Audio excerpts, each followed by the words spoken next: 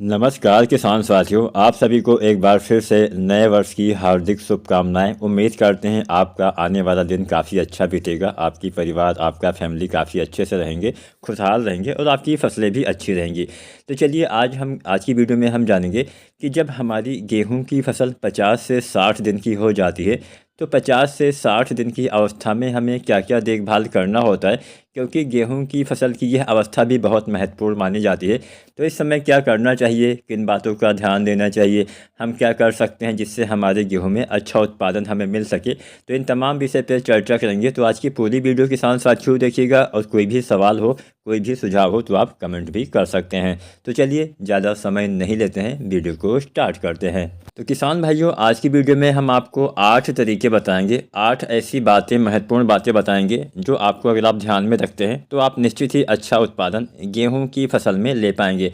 अब जब हमारी गेहूं की फसल 50 से 60 दिन की अवस्था में आती है तो इस समय कल्ले बनने का प्रोसेस बंद हो जाता है। इस समय कल्ले की बढ़वार वाला समय होता है, इस समय कल्ले का विकास हो रहा होता है। इसके बाद गबोट अवस्था आती है, बालियां बनना स्टार्ट होती हैं। तो यहाँ पे हम सबसे पहले उन किसान साथियों की बात करते हैं जिन्होंने अभी तक सिंचाई नहीं की है। गेहूं की फसल में पहला पानी 20-25 दिन पे, दूसरा पानी हमें 40 से 45 दिन की अवस्था में देना होता है। लेकिन अगर अभी तक आपने दूसरा सिंचाई ना किया हो तो सबसे पहला काम करना है, दूसरा पानी लगा दीजिए। मिट्टी में नमी अगर उचित मात्रा में है तो समय आप आगे बढ़ा सकते हैं, लेकिन नमी की कमी हो, आपको खेत चेक करते रहना है। जैसे ही नमी की कमी हो जाए आपको सिंचाई कर देना चाहिए। तो पहला काम, जिन्होंने सिंचाई नहीं किया है, औसतन समय होता है सिंचाई करने का 40 से 45 दिन। आप ये जो पानी होता है, यहाँ पे हम औसतन समय ही बताते हैं अपनी मिट्टी के हिसाब से, अपने क्षेत्र के हिसाब से। जहाँ पे थोड़ा ज़्यादा गर्मी होती है वहाँ पे पानी जल्दी ख़त्म हो जाता है, जहाँ पे थोड़ा ज़्यादा सर्दी होती है वहाँ पे पानी बहुत लंबे समय तक रहता है। तो उस हिसाब से आप सिंचाई का चयन करिए। फिलहाल औसतन समय 40 से 45 दिन का ही होता है। तो अगर आपने ना लगाया हो, सिंचाई ना की हो, तो सिंचाई कर दीजिए। अब गेहूं में कभी भी आप सिंचाई करिए तो एक बात का ध्यान ये रखिए कि बहुत ज़्यादा पानी भरना किसी भी अवस्था में नहीं होता है। पहला पानी तो हम हल्का लगाते ही हैं, लेकिन उसके बाद वाला सारा पानी जो हम लगाते हैं, जैसे पहला 20-25 दिन पे, दूसरा 40-45 दिन पे, तीसरा पानी हम 65 से 70 दिन की अवस्था पे लगाते हैं। उसके बाद ऐसे ऐसे हम पानी लगाते चले जाते हैं। तो ये जो समय होता है, फिर जो मात्रा होती है, वो आपको अपने खेत के हिसाब से करना होता है। जैसे कि मैंने बताया, समय कोई डिपेंड नहीं करता है कि हाँ इतने ही समय में आपको लगाना है। नमी की कमी पहले हो जाती है तो पहले सिंचाई कर सकते हैं। नमी अगर देर तक बनी रहती है तो आप बाद में भी सिंचाई कर सकते हैं। लेकिन जैसा कि मैंने बोला कि आपको ज़्यादा पानी भरना नहीं होता है। अगर आप पानी भर देंगे, अभी सर्दियाँ स्टार्ट हो गई, अभी ठंड काफ़ी अच्छे से पड़ने लगी है, तो इस समय क्या होता है, पानी का वाष्पीकरण भी नहीं होता है, रोशनी नहीं निकलती है, धूप नहीं निकलता है, तो पानी भाप बन के उड़ता भी नहीं है। मिट्टी में अगर बहुत दिन तक पानी भरा रहता है तो नुकसान हो जाता है, क्योंकि ये गेहूं की फसल है। धान की फसल होती तो बर्दाश्त कर लेती है, लेकिन गेहूं उतना ज़्यादा पानी बर्दाश्त नहीं कर पाता है। तो यहाँ पे सिंचाई कोशिश करिए हल्की हल्की ही करिए, मतलब पहले पानी की तरह हल्की मत करिए, थोड़ा सा ज़्यादा करिए, लेकिन हाँ बहुत ज़्यादा पानी बहुत दिन तक भरा ना रहे। तो पहले तो आपको सिंचाई करना है। अब सिंचाई के बाद हम बात करते हैं यूरिया खाद की। गेहूं की फसल में अंतिम यूरिया तो आपको 50 दिन के अंदर ही डाल देना चाहिए। 50 या 55 दिन, अधिकतम 55 दिन तक अगर आप डाल देते हैं तो ज़्यादा लाभ मिलता है।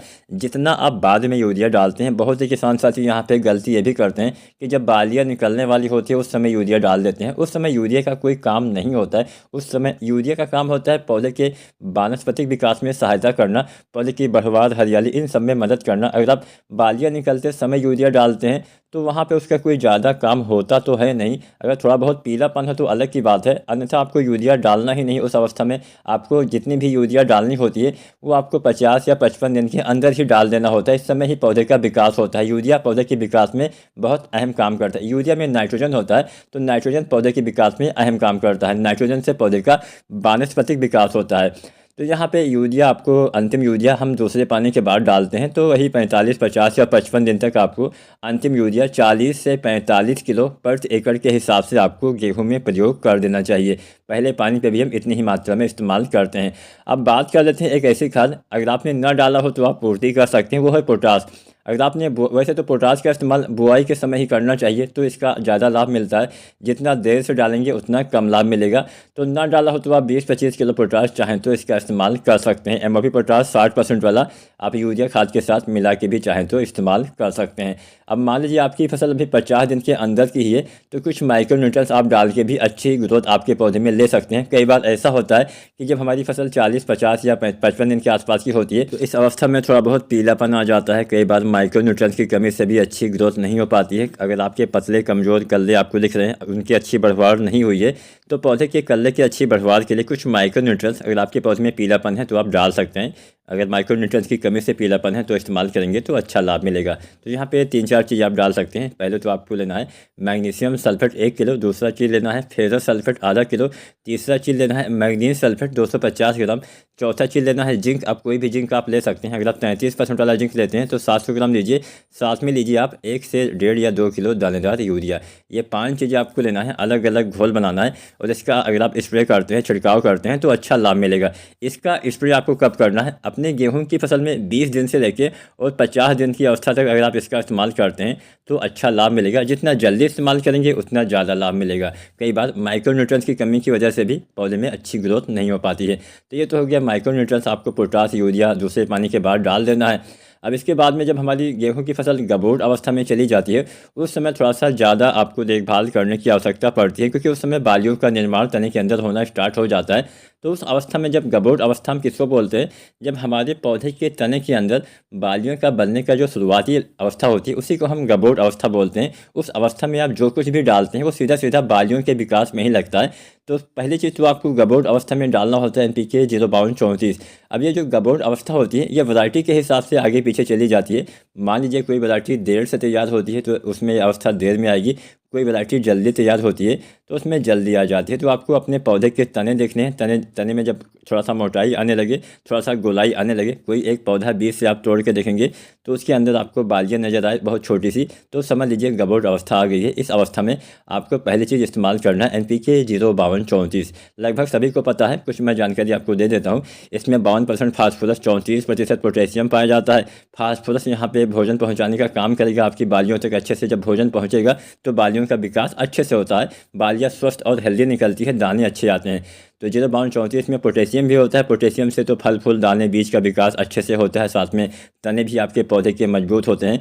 तो NPK 05234 1 से 1.5 किलो बालियाँ निकलने से पहले अगर आप इस्तेमाल करते हैं तो बहुत ही अच्छा लाभ आपको दिखाई देगा। तो इसके साथ कुछ अन्य चीज़ें भी आप डाल सकते हैं। जैसे आपको डालना चाहिए बोरोन। जो बोरोन आता है 20% वाला, लगभग 100 से 125 ग्राम मात्रा इस्तेमाल करनी होती है। अब बोरोन और NPK आप एक साथ डाल सकते हैं, लेकिन अलग अलग घोल बना के डालेंगे तो अच्छा लाभ मिलेगा। अब बोरोन का क्या काम होता है? बोरोन से होता है पोलिनेशन, परागण अच्छे से होता है। बोरोन पराग नली का निर्माण करवाता है। बोरोन से मेल फीमेल जो फ्लावर्स आते हैं काफ़ी अच्छे से आते हैं, काफ़ी मजबूत आते हैं, जिससे आपके दाने खाली रहने की संभावना कम हो जाती है। ये परागण प्रक्रिया में काफ़ी मदद करता है। जब गेहूं में फ्लावरिंग होती है तो परागण होता है, जब परागण सही से होता है तभी हमारे दाने का निर्माण अच्छे से हो पाता है। तो बोरोन से परागण प्रक्रिया अच्छे से होती है। बोरोन का एक काम और होता है, पौधे के सभी भागों तक जो आपकी पौधे के जड़ों के द्वारा अवशोषित किया जाता है, चाहे आपने कोई खादों का इस्तेमाल किया, मतलब जितने भी खाद्य पदार्थ हो गए, चाहे आपने सिंचाई किया तो पानी हो गया, तो इन सभी चीज़ों को पौधे के सभी भागों तक पहुंचाने का काम बोरोन का होता है। तो बोरोन और NPK 05234 आपको बालियाँ निकलने से पहले गबोट की अवस्था में आपको डाल देना है। बहुत ही अच्छा फ़ायदा आपको दिखाई देगा। इसके साथ एक तीसरा चीज़ आप डाल सकते हैं, अगर आपका बजट है तो डालिए, अच्छा फ़ायदा मिलता है। अब कई बार की जिंक की कमी से भी इस समय क्या होता है कि अच्छे से पौधे भोजन नहीं बना पाते हैं। तो यहाँ पे क्योंकि हम NPK 05234 का इस्तेमाल करते हैं तो हम सामान्य जिंक तो डाल नहीं सकते हैं। जो चिलेटेड जिंक आती है, जो 12% वाली EDTA जिंक आती है, उसका इस्तेमाल कर सकते हैं। इस समय जिंक के इस्तेमाल से पौधे भोजन अच्छे से बनाएंगे। जब पौधे में भोजन अच्छे से बनेगा तो पौधे की बालियों तक भोजन अच्छे से पहुँचेगा। जब बालियों तक भोजन अच्छे से जाएगा तो बालियों का विकास भी काफ़ी अच्छे से होगा। तो जिंक 12% वाली 120 ग्राम आपको इस्तेमाल करना है। बस ध्यान यही रखना है, भले ही आप जिंक का इस्तेमाल, इस वाली जिंक का इस्तेमाल फास्फोरस वाली खाद के साथ कर सकते हैं, लेकिन अलग अलग घोल बनाना है। इकट्ठा बहुत लंबे समय तक आप मिला के रख नहीं सकते हैं। तो NPK 05234 आपको अलग बर्तन में घोलना है। बोरोन 20% वाला 100 से 120 ग्राम आपको अलग बर्तन में घोलना है। और जिंक 12% वाला जो EDTA जिंक आता है चिलेटेड वाला, इसको आपको 120 ग्राम लेना है। इसका अलग घोल बनाना है। तीनों का अलग अलग बर्तन में घोल बनाइए। उसके बाद एक साथ टंकी में डाल के आप प्रयोग कर सकते हैं। इसके इस्तेमाल से पौधे में भोजन अच्छे से बनेगा, पौधे की बालियों का विकास अच्छे से होगा, पौधे में पोलिनेशन अच्छे से होगा, परागण अच्छे से होगा, जिससे आपके सभी दाने का भराव बहुत अच्छे से हो पाएगा। तो ये 3 खादें बालियाँ निकलने से पहले की अवस्था में डालते हैं तो आपको अच्छा फ़ायदा अवश्य मिलेगा। अब इसके बाद अगर आपकी फसल में थोड़ा बहुत कमज़ोरी दिखती है तो क्या करिए, जब बालियाँ बाहर निकल आती हैं तो NPK 0050 का इस्तेमाल कर सकते हैं। इससे सभी दाने का भराव अच्छे से होता है। कोई भी NPK डालिए 1 से 1.5 किलो आपको डालना होता है। अगर आज की वीडियो आपको पसंद आई हो तो वीडियो को लाइक शेयर करें, चैनल को सब्सक्राइब करें। धन्यवाद।